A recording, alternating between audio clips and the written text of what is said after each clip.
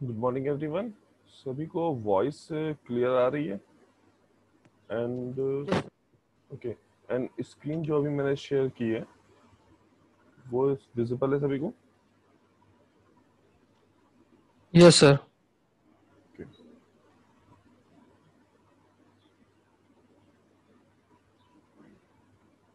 तो last class में हमने इलेक्ट्रॉन और होल का कंसंट्रेशन फाइंड आउट करना देखा था ना।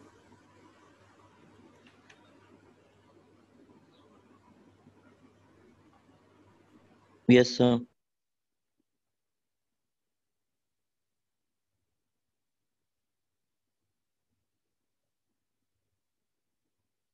Harshpreet, roll number 49। Yes sir. हाँ बेटा, लास्ट क्लास में क्या हुआ था? सर लास्ट क्लास में concentration of electrons and holes निकाले गए थे, n naught and p naught, Boltzmann constant वाला वो लगा के। अच्छा, बोल्ट्जमैन अप्रोक्सीमेशन हमने वहां पे लिया था। वो अप्रोक्सीमेशन के लिए कंडीशन डिफाइन की थी। वो कंडीशन क्या थी? सर एक मिनट बता रहा।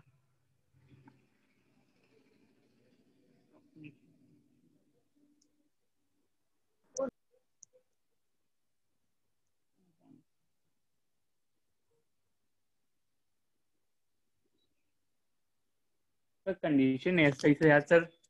तो एक हिंट दे दीजिए, आगे बता दूंगा। हम्म सर एक हिंट दे दीजिए, आगे बता दूंगा सर, पूरा सही से याद नहीं आ रहा है। एनर्जी डिपेंडेंट था कि जो E माइनस ई एफ होगा वो very very yes greater sir. Then होना चाहिए के टी से। Yes sir. Yes sir. Sir E minus ई एफ को वेरी वेरी ग्रेटर देन लिया गया था, इसलिए वो ग्रेटर देन वन आया था, और एक बार लेस देन वन आया था। हाँ, जब हम 1 - FE का अप्रोक्सीमेशन ले रहे थे तब वो लेस देन 1 आया था। Yes sir. तो मीनिंग होल होल का कंसंट्रेशन और इलेक्ट्रॉन के कंसंट्रेशन की प्रूविंग में किसी को कोई दिक्कत नहीं, राइट? देन अगर ये है तो यहाँ से हम आगे बढ़ सकते हैं। और हमें जो देखना है वो है energy level of intrinsic semiconductor.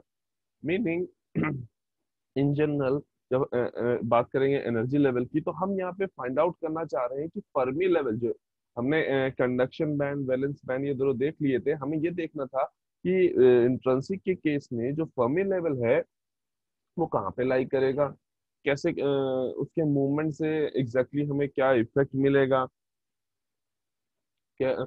और जो तुम्हारी फर्मी लेवल की जो लोकेशन है with respect to conduction band या वैलेंस बैंड, वो एग्जैक्टली सिचुएटेड कहाँ है। एंड सेकेंड थिंग जो हमें देखनी है, हमने एक टर्म देखा था इंट्रिंसिक कंसंट्रेशन, एनआई। तो बेसिकली ये समझना है कि हाँ, ये एनआई जो है इसको हम मैथमेटिकली कैसे रिप्रेजेंट कर सकते हैं, एंड ये किस किस पैरामीटर्स पे बेसिकली डिपेंड करता है। ठीक है, तो स्टार्टिंग में हमने इंट्रिंसिक सेमीकंडक्टर का बेसिक पढ़ लिया है। ठीक, हमने इंट्रिंसिक सेमीकंडक्टर के केस में पढ़ा था कि हाँ ये कैसा होता है। प्योर सेमीकंडक्टर है। जब इंट्रिंसिक सेमीकंडक्टर की बात कर रहे हैं तो प्योर सेमीकंडक्टर मीनिंग कोई भी इम्प्योरिटी नहीं है, कोई भी इम्प्योरिटी नहीं है। ठीक है, नेचर में जैसा अवेलेबल है वैसा ही सेमीकंडक्टर हमें मिला हुआ है। कोई भी एक्स्ट्रा हमने कुछ भी नहीं कोई भी एक्सटर्नल हमने एजेंट नहीं ऐड किया है। फिर नेक्स्ट हमें उसमें पता था कि अगर 0 डिग्री केल्विन की बात करें, हमने कुछ इसका इस तरह का स्ट्रक्चर देखा था।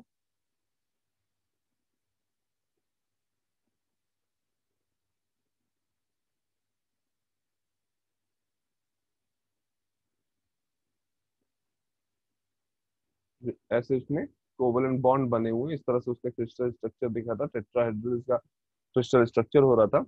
तो जब हमने बात की थी कि 0 डिग्री केल्विन पे, तो ये देखा था कि ये सारे के सारे बॉन्ड्स प्रॉपरली बने रहेंगे, इनमें कोई भी बॉन्ड ब्रेक नहीं होगा और इलेक्ट्रॉन होल पेयर जनरेट नहीं होंगे। दैट मीन्स यहाँ पे वैलेंस बैंड जो हो रहा था वो फिल्ड था पूरी तरीके से, और जो कंडक्शन बैंड था वो क्या था, एम्प्टी था पूरी तरीके से एट 0 केल्विन। ठीक है, वैलेंस बैंड में इलेक्ट्रॉन फील्ड थे पूरी तरीके से, और कंडक्शन बैंड में इलेक्ट्रॉन नहीं थे, मतलब पूरी तरह से खाली था ये। ठीक, कब? जब हम 0 डिग्री केल्विन की बात कर रहे थे। जैसे जैसे टेम्परेचर हमने इंक्रीज किया, तुम्हारे इलेक्ट्रॉन होल पेयर जनरेट हुए। जब हमने थर्मल एनर्जी दी था, वो थर्मल एनर्जी अगर उस एनर्जी गैप से, जो सेमीकंडक्टर की बात कर रहे हैं, सेमीकंडक्टर के एनर्जी गैप से अगर ज्यादा हो रही थी एनर्जी, तो इलेक्ट्रॉन होल पेयर जनरेट हो रहे थे, मीनिंग कंडक्शन बैंड में अब कुछ इलेक्ट्रॉन नजर आएंगे और वैलेंस बैंड में कुछ होल नजर आएंगे। ठीक है। अच्छा, अ, यहाँ पे होता क्या था कि तुम्हारा ये ईवी, अब जब एनर्जी बैंड डायग्राम से देखोगे, और ये ईसी, स्टार्टिंग में इलेक्ट्रॉन यहाँ पे थे सारे, हमने कुछ थर्मल एनर्जी दी और उस थर्मल एनर्जी की वजह से इलेक्ट्रॉन यहाँ फ्री इलेक्ट्रॉन बन गया। ये जो प्रोसीजर हमने देखा कि इलेक्ट्रॉन वैलेंस बैंड से कंडक्शन बैंड में चला गया, इसी को हम बोलते हैं बैंड टू बैंड ट्रांजिशन। ठीक है, इसको हम क्या बोलेंगे, बैंड टू बैंड ट्रांजिशन। ठीक है। तो इंट्रिंसिक सेमीकंडक्टर में इस पॉइंट को ध्यान रखेंगे कि इंट्रिंसिक सेमीकंडक्टर में जो इलेक्ट्रॉन इलेक्ट्रॉन होल पेयर हाँ, इलेक्ट्रॉन होल पेयर जो जनरेट होते हैं, वो बेसिकली किसकी वजह से होते हैं, बैंड टू बैंड ट्रांजिशन की वजह से, बैंड टू बैंड ट्रांजिशन की।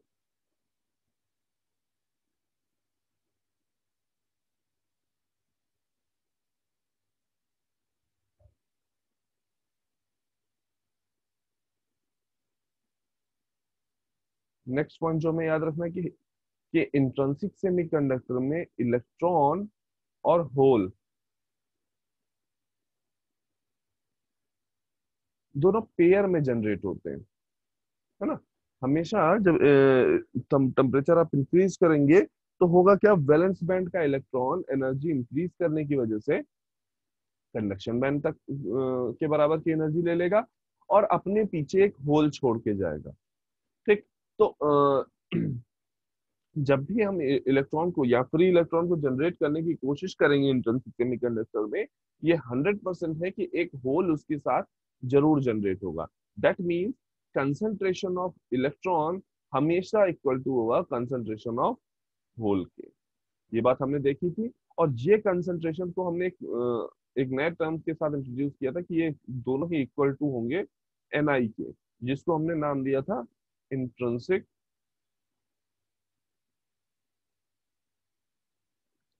कंसंट्रेशन।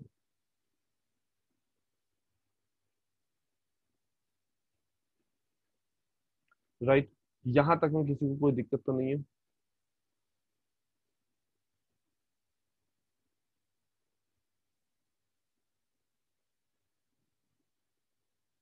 तो हम आगे फर्मी लेवल की लोकेशन जो इंट्रिंसिक सेमीकंडक्टर में होगी, उसको बेसिकली फाइंड करने की।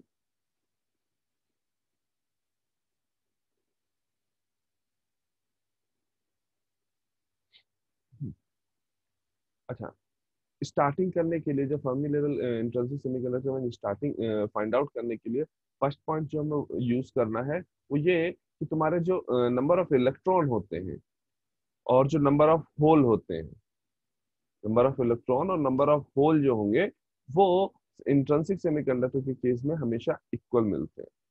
ठीक, meaning n is equal to p होता है।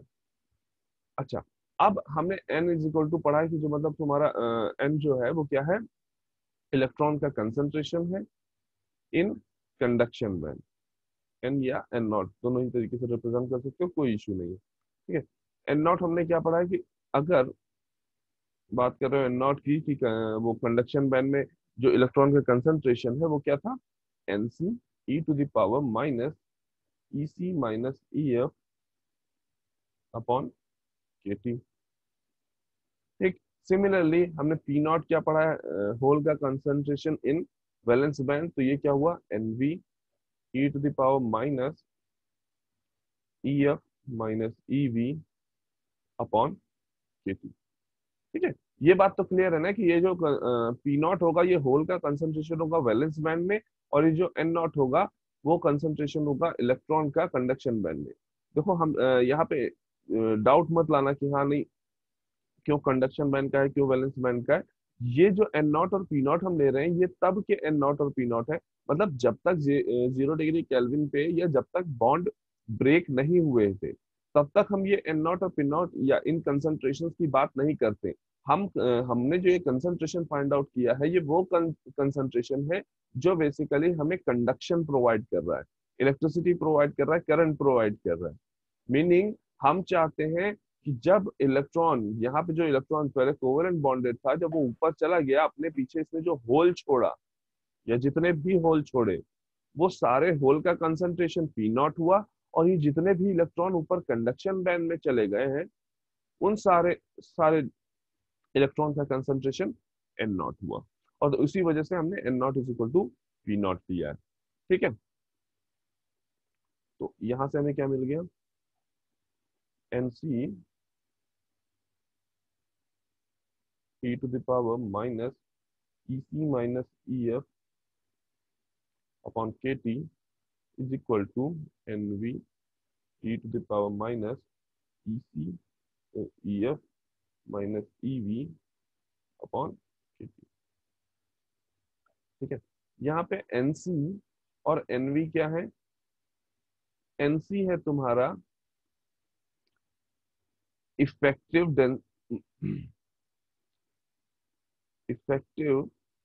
Density state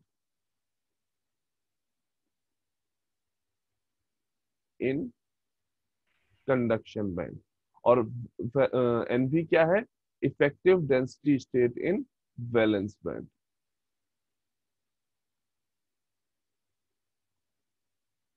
in valence band, ठीक है, तो ये पॉइंट याद रखना है कि हाँ, एनसी तुम्हारा क्या है, effective density state in conduction band, और एनवी तुम्हारा क्या है, effective density state in valence band. अच्छा, इसको अगर हम फर्दर सॉल्व करें और जो एक्सपोनेंशियल टर्म है उनको एक साइड ले आए और एनसी एनवी को एक साइड ले आए, तो हमें कुछ इक्वेशन कैसे मिलेगी, e to the power minus ec minus ef upon kt divide by e to the power minus ef minus ev upon kt is equal to nv upon nc। Right, अब यहाँ पे एक सिंपल सा concept लगाएंगे कि e की power x upon e की power y है, तो वो क्या हो जाता है, e to the power x minus y। ठीक है, वो कॉन्सेप्ट हम यहाँ इस साइड के जो एक्सपोनेंशियल है उसमें लगाएंगे, और हमें क्या मिलेगा, e to the power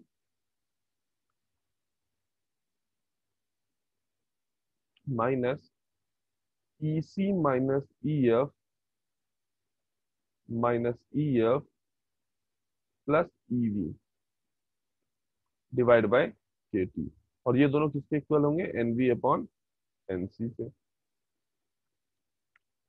okay, यहाँ देख लेंगे, देखो ये जब ऊपर जाएगा तो क्या होगा, ef माइनस ev, टोटल में हमने माइनस साइन बाहर ले रखा है, तो जब हम माइनस साइन बाहर लेके काम करेंगे तो क्या होगा, ये ec minus ef minus ef plus ev, क्योंकि ये जब ऊपर जाएगा तो साइन इसके चेंज हो जाएंगे। ठीक है, ओके, अब बोथ साइड हम नेचुरल लॉग ले रहे हैं, दो साइड हमने ln ले लिया, तो ये क्या हो जाएगा, ln of e to the power minus ec minus ef minus ef plus ev upon kt is equal to ln of nv upon nc। Correct, अब एक्सपोनेंशियल टर्म का जब नेचुरल लॉग लोगे तो ये क्या दे देगा, माइनस, अच्छा, ये माइनस ef, ये माइनस ef, इसको लिख सकते हैं 2ef, है ना, तो ec minus 2ef plus ev upon kt is equal to ln of nv upon nc। अच्छा, नेक्स्ट हम क्या करेंगे, इस kt को जो डिवाइड में इसको इधर भेजेंगे, और इस माइनस साइन को भी इधर भेजेंगे। ठीक है, जब ये माइनस साइन ऐसा, तो क्या आएगा, ये ec minus 2EF plus EV is equal to minus KT ln NP upon NC। अच्छा, अब ये माइनस साइन को हम इधर पावर की तरफ यूज कर सकते हैं लॉग की प्रॉपर्टीज को यूज करके, और ये क्या बन जाएगा, ln of NC upon NV। ठीक है, क्या होगा, ये माइनस साइन इधर जाएगा, ये इनवर्स हो जाएगा, और NP अपॉन NC का अगर हम -1 पावर लेते हैं तो वो क्या आ जाएगा, NC अपॉन NV, और वो किसके बराबर है, EC minus 2EF plus EV के। तो यहां से हमें EF क्या मिल जाएगा, EC plus by 2 KT minus KT by 2 ln NC upon NV।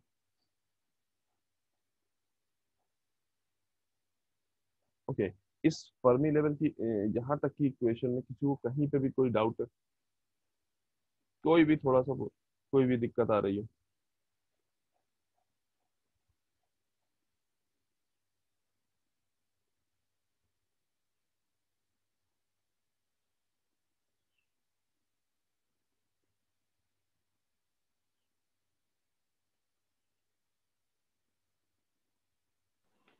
Sir जहाँ से स्टार्ट किया था वाली स्लाइड दिखा दीजिए एक बार।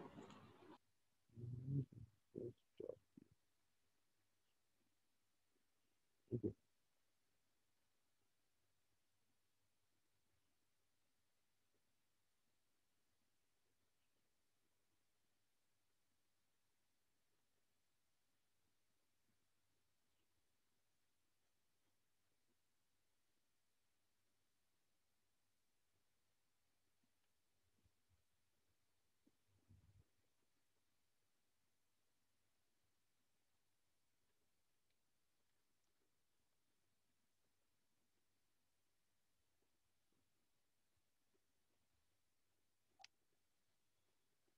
कोई डाउट है यहाँ पे?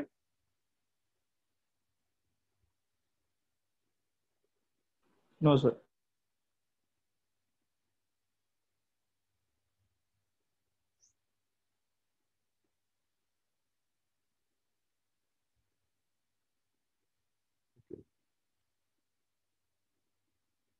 तो इस इक्वेशन से हमें कुछ कंक्लूजन फाइंड आउट करने हैं। ठीक है, इस इक्वेशन से हमें बेसिकली कुछ कंक्लूजन फाइंड आउट करने हैं। ठीक, तो उसके लिए हमने केस 1 लिया,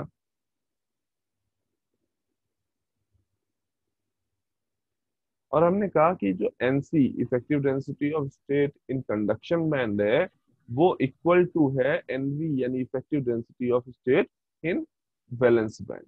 ठीक, अगर NC is equal to NV होगा तो, और इस इक्वेशन से हम देखेंगे, अगर इसको इक्वेशन 1 दे दें तो from equation 1 ln of NC upon NV ये क्या हो जाएगा, 0।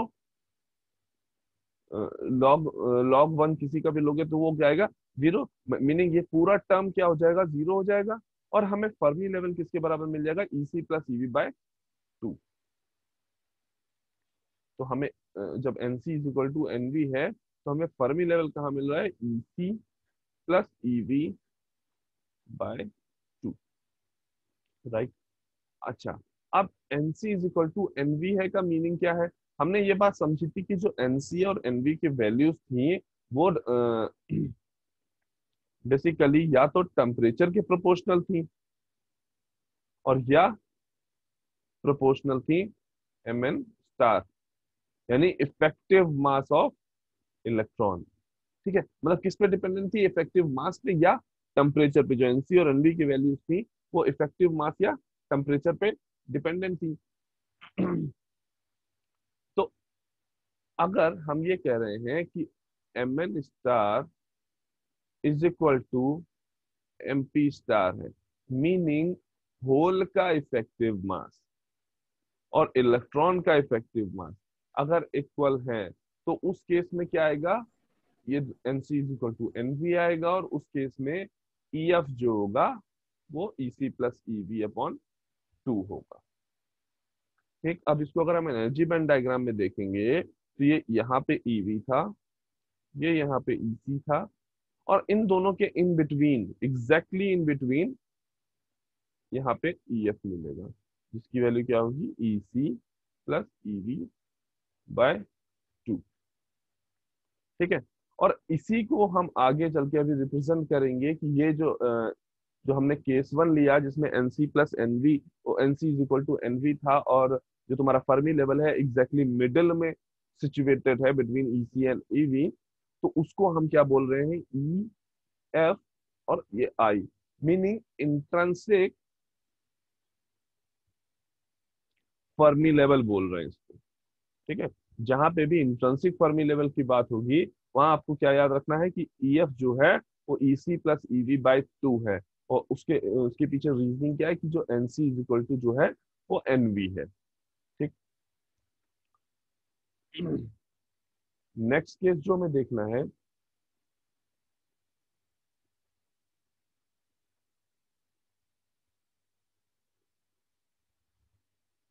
वो क्या है कि in case NC greater than हो एनवी से, मीनिंग जो तुम्हारा इफेक्टिव मास ऑफ इलेक्ट्रॉन है वो ग्रेटर देन है इफेक्टिव मास ऑफ होल से। अच्छा, तो उस केस में हमको ये बताओ, जब यहाँ पे एनसी यानी न्यूमरेटर की वैल्यू हाई होगी और डिनोमिनेटर की वैल्यू लो होगी, तो जो लॉग की वैल्यू है वो पॉजिटिव आएगी या नेगेटिव आएगी? पॉजिटिव आएगी सर। पॉजिटिव आएगी। पॉजिटिव आएगी सर। हाँ, मीनिंग हाँ, जब ये पॉजिटिव आएगी ये टोटल वैल्यू, तो दैट मीन्स ये टोटल टर्म जो हो रहा होगा ईसी प्लस ईवी बाई 2 से सब्सट्रैक्ट हो रहा होगा, मीनिंग अब जो हमारा फर्मी लेवल होगा वो जो हमने ईएफआई की बात की उस ईएफआई से बिलो कहीं पे होगा। अब जो हमारा फर्मी लेवल होगा, जब हमने केस लिया है कि जो इलेक्ट्रॉन का इफेक्टिव मास है वो ज्यादा है होल के इफेक्टिव मास से, उस केस में क्या होगा, हमारा जो फर्मी लेवल होगा वो इंट्रिंसिक फर्मी लेवल से बिलो में होगा, यानी ईसी प्लस ईवी बाय 2 इससे बिलो होगा। मीनिंग अब जो हमारा फर्मी लेवल बनेगा वो कुछ इस तरह से बना होगा, यहाँ पे ईवी है, ये ईसी है, मिड में कहीं तुम्हारे पास ई एफ आई है, मीनिंग ये किसके बराबर है, ईसी प्लस ईवी बाय 2। ठीक है, और जो अब जब हमने बात की कि एनसी ग्रेटर देन एनवी है, उस केस में जो हमारा फर्मी लेवल लाई कर रहा है वो कहीं यहाँ पे लाई कर रहा है, बिलो ई एफ आई। ठीक है, मीनिंग अगर यहाँ पे देखें तो क्या हुआ, फर्मी लेवल जब तुम्हारा एनसी इक्वल टू एनवी था तब फर्मी लेवल तुम्हारा मिडिल में था, और जैसे ही हमने एनसी ग्रेटर देन एनवी किया है तो क्या हुआ है, हमारा फर्मी लेवल वैलेंस बैंड की तरफ मूव हुआ है, हमारा जो फर्मी लेवल है वो वैलेंस बैंड की तरफ मूव हुआ है। ठीक, तो ये पॉइंट याद रखना, अभी इससे भी एक कंक्लूजन मिलेगा। ठीक है, केस 3 यहाँ पे क्या है कि एनसी यानी जो कंडक्शन बैंड की इफेक्टिव डेंसिटी है वो लेस देन है वैलेंस बैंड की इफेक्टिव डेंसिटी से, मीनिंग जो इलेक्ट्रॉन का इफेक्टिव मास है वो लेस देन है होल के इफेक्टिव मास से। राइट, तब उस केस में ये क्वांटिटी कैसे होगी, के टी एल एन, ये जो l n n c upon n v है, जब न्यूमरेटर तुम्हारा लोअर है डिनोमिनेटर से तो उस केस में लॉग की वैल्यू क्या होती है, नेगेटिव। नेगेटिव। दैट मीन्स अब जब हम नेगेटिव और यहाँ पे भी एक नेगेटिव साइन है, मीनिंग अब जो ये टर्म है के टी बाई 2 वाला, ये पूरा टर्म इस ईसी प्लस ईवी बाई 2 में ऐड हो रहा होगा, मीनिंग अब जो हमें फर्मी लेवल मिल रहा होगा ये ईसी प्लस ईवी बाई 2 से अबव कहीं पे मिल रहा होगा। राइट, अब जो हमें मिल रहा होगा क्योंकि यहाँ पे l n n c upon जो एन वी है वो कैसा है, पॉजिटिव है, तो अब हमें जो फर्मी लेवल मिलेगा EF, वो मिलेगा अबव EC प्लस EV/2, या EFI से अबव मिलेगा, राइट। अच्छा, तो अब इसको जरा एनर्जी बैंड डायग्राम से देखते हैं। ये क्या है, EV, यहाँ क्या है EC, इन बिटवीन क्या होगा दोनों के, EFI। अच्छा, अब जब हमने केस लिया है कि कंडक्शन बैंड की जो डेंसिटी है वो लेस देन है वैलेंस बैंड की डेंसिटी पे, तो वहां पे हमें फर्मी लेवल कहाँ मिल रहा है, EFI से अबव। तो यहाँ कहीं पे हमने मान लिया, यहाँ कहीं पे हमारा EF है। तो यहाँ हमें क्या देखना है कि अगर ध्यान दें तो क्या हो रहा है कि जब तुम्हारा NV, सॉरी, जब तुम्हारा NC लेस देन NV हो रहा है, तो तुम्हारा फर्मी लेवल क्या हो रहा है, इंट्रिंसिक फर्मी लेवल से मूव करके कंडक्शन बैंड की तरफ जा रहा है। इंट्रिंसिक फर्मी लेवल से मूव करके कंडक्शन बैंड की साइड पे मूव कर रहा है। क्यों मूव किया यहाँ पे, क्योंकि जब हमने स्टार्टिंग में कहा कि जो Mn स्टार है यानी इफेक्टिव मास ऑफ इलेक्ट्रॉन है, और वो किसके इक्वल है, इफेक्टिव मास ऑफ होल के। बट यहाँ पे हमने क्या लिया, effective mass of electron less than लिया है इफेक्टिव मास ऑफ होल के। तो यहाँ पे हमें एक कंक्लूजन ये लेना है, ठीक है, ये पॉइंट हमें फर्दर आगे के लिए भी याद रखना है कि इन केस आपका जो फर्मी लेवल है, ठीक है, आपका फर्मी लेवल कुछ डोपिंग ऐड करने से या टेम्परेचर बढ़ाने से अगर आपका फर्मी लेवल मूव करके वैलेंस बैंड की तरफ जा रहा है, मतलब अपनी ओरिजिनल सिचुएशन से, जो पहले उसकी सिचुएशन थी, मान लो कंडीशन देने से पहले उसकी सिचुएशन X थी, ठीक है, फिर हमने कुछ टेम्परेचर की या डोपिंग की, इनकी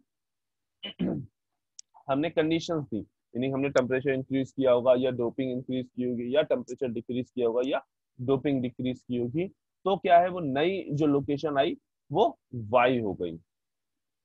अगर तुम्हारा जो ये X लोकेशन है, ठीक है, X लोकेशन और Y लोकेशन को जब तुम ध्यान से देख रहे हो, अगर तुमको ये दिख रहा है कि पहले जो फर्मी लेवल था उसके कंपैरिजन में जो अब कंडीशंस चेंज होने के बाद जो फर्मी लेवल है वो वैलेंस बैंड की तरफ मूव कर रहा है।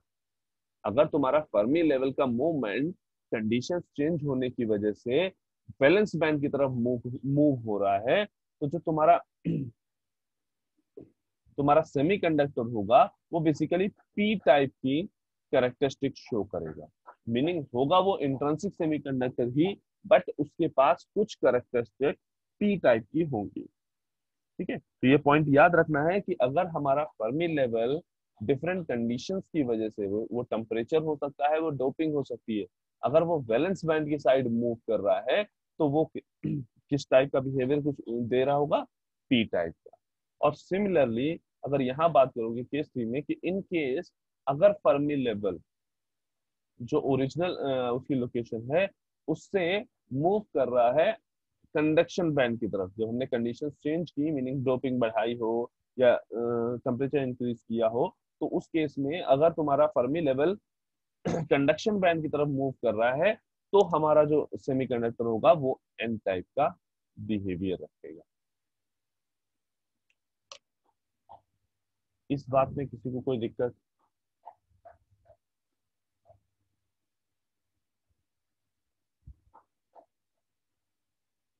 ये बात अगर क्लियर नहीं हुई है, जो अभी लास्ट 2-3 पॉइंट हम लोगों ने डिस्कस किए, अगर क्लियर नहीं हुई है तो अभी भी पूछ लो, क्योंकि आगे जब एक्सट्रिंसिक के एनर्जी बैंड डायग्राम यूज करेंगे तब हम इन पॉइंट्स को यूज कर रहे होंगे कि हाँ फर्मी लेवल हमारा जो है वो कंडक्शन बैंड की तरफ जा रहा है तो ये एन टाइप की तरफ बिहेव करेगा, और अगर फर्मी लेवल हमारा वैलेंस बैंड की तरफ मूव कर रहा है तो ये पी टाइप की तरफ बिहेव करेगा। पी टाइप की तरह बिहेव करेगा, या ये कहें कि उसकी उसकी जो कैरेक्टरिस्टिक होंगी वो कुछ हद तक ओरिएंटेड होंगे पी टाइप की तरह, मीनिंग अब वो प्योर इंट्रिंसिक की तरह बिहेव नहीं कर पा रहा होगा, कुछ हद तक उसमें पी टाइप या एन टाइप की कैरेक्टरिस्टिक आ रही होगी, राइट। इसमें किसी को कोई दिक्कत नहीं है। वैभव गुप्ता,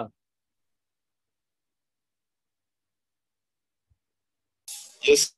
हाँ बेटा, इसमें केस 1, केस 2, केस 3 या उनके कंक्लूजन्स में कहीं कोई डाउट है? नो सर, कोई डाउट नहीं है। कोई डाउट नहीं है। No sir. ओके, अगर ये बताओ, अगर हम effective density of state equal to रखते हैं effective density of valence band, मतलब effective density state of conduction band equal to रखते हैं effective density state of valence band, तो तुम्हारा जो फर्मी लेवल होगा वो कहाँ पे लाई करेगा? मिडिल में लाई करेगा, कंडक्शन बैंड और बैलेंस बैंड के मिडिल में लाई करेगा। ठीक है, तो ठीक है बेटा। हाँ, नेक्स्ट जो टॉपिक हमें देखना है वो है बेसिकली इंट्रिंसिक कंसंट्रेशन।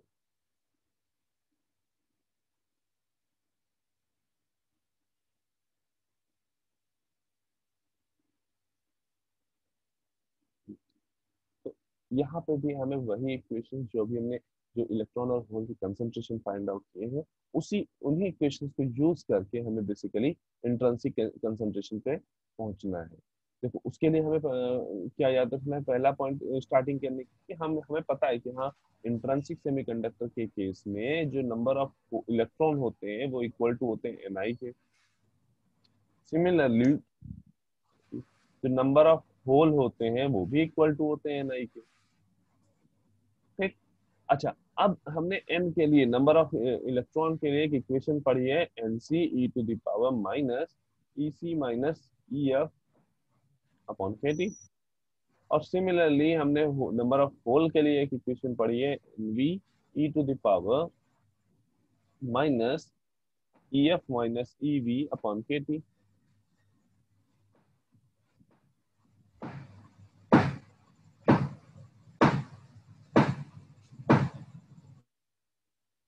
राइट। अब इसको हमने इक्वेशन 1 ले लिया, इसको हमने इक्वेशन 2 ले लिया,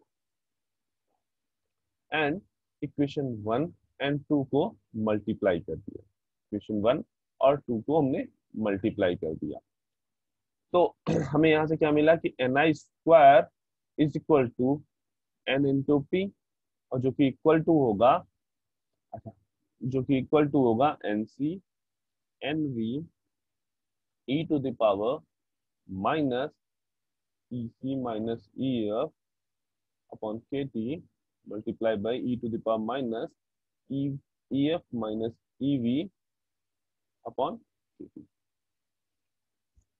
ठीक है। अच्छा, ये जो एक क्वांटिटी यहाँ पे आ रही है ni square is equal to mp, इस क्वांटिटी को भी ध्यान में रखेंगे। अभी इस क्वांटिटी का एक लॉ की तरह ये रिप्रेजेंट होगा। ठीक है, अभी इस क्वांटिटी को भी डिफाइन करेंगे। ठीक है, तो अभी हमें क्या दिख रहा है कि ni square is equal to, ये एक इक्वेशन हमें मिल गई। अब इसको फर्दर थोड़ा सा सॉल्व कर लेंगे तो हमें क्या मिलेगा, ni square is equal to nc nv e to the power minus ec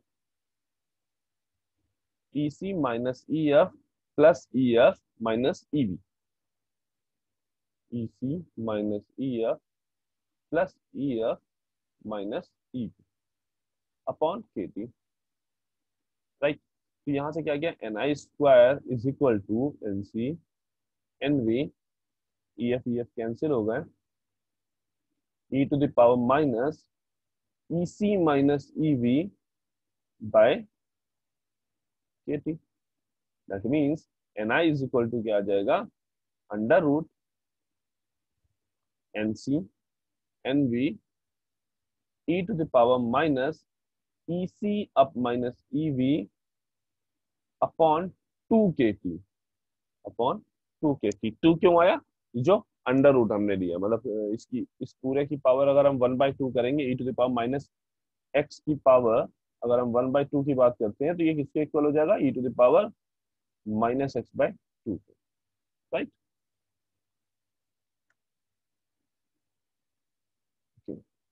ये हमारा इंट्रिंसिक कंसंट्रेशन की वैल्यू आ गई। ठीक है, अब ये जो इंट्रिंसिक कंसंट्रेशन है ये बेसिकली फर्स्ट टेम्परेचर पे डिपेंडेंट है। फर्स्ट थिंग ये टेम्परेचर पे डिपेंडेंट है, सेकंड एनसीएनवी पे डिपेंडेंट है, मीनिंग इफेक्टिव मास पे डिपेंडेंट है।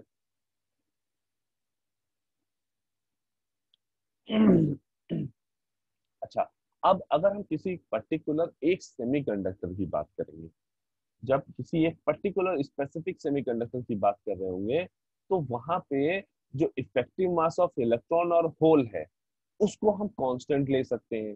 ठीक है, अगर हम पर्टिकुलर सेमीकंडक्टर की बात कर रहे हैं तो हम इफेक्टिव मास ऑफ इलेक्ट्रॉन और होल क्या कर सकते हैं, कांस्टेंट ले सकते हैं। और ईसी और ईवी की वैल्यू यानी लोवेस्ट कंडक्शन बैंड की एनर्जी और हाईएस्ट वैलेंस बैंड की एनर्जी, इसको भी हम कांस्टेंट ले सकते हैं। ठीक है, एक काम करेंगे, सभी लोग वापस रिज्वाइन करना मीटिंग को।